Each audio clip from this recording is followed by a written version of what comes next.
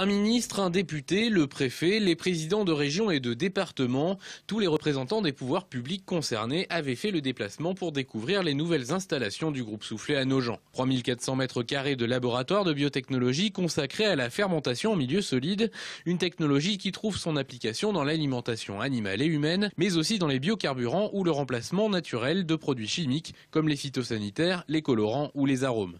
Pour ce projet, la Banque publique d'investissement OSEO, mais aussi régions, départements et villes de Nogent ont participé au financement des 112 millions d'euros investis. C'est un engagement pour l'avenir.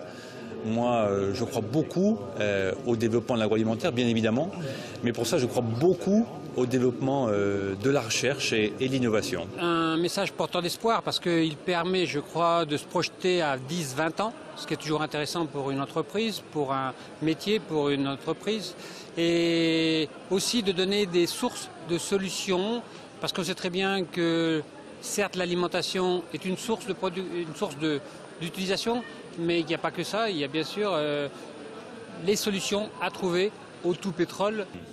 Dans les laboratoires du groupe Soufflet, les chercheurs font moisir des coproduits céréaliers comme le tourteau de colza ou le son de blé pour les étudier.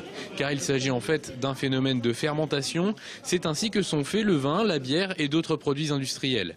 La plupart du temps, cette fermentation se fait avec 90% d'eau, mais la technologie étudiée chez Soufflet est dite fermentation en milieu solide. Elle utilise environ moitié moins d'eau.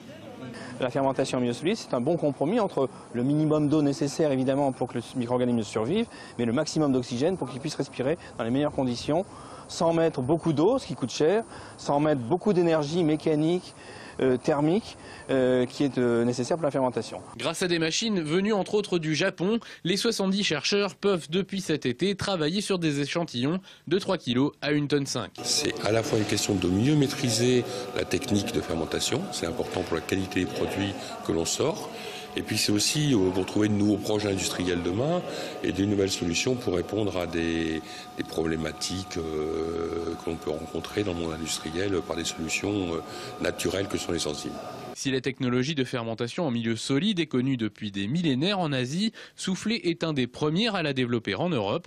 Le groupe espère ainsi conquérir un marché d'avenir.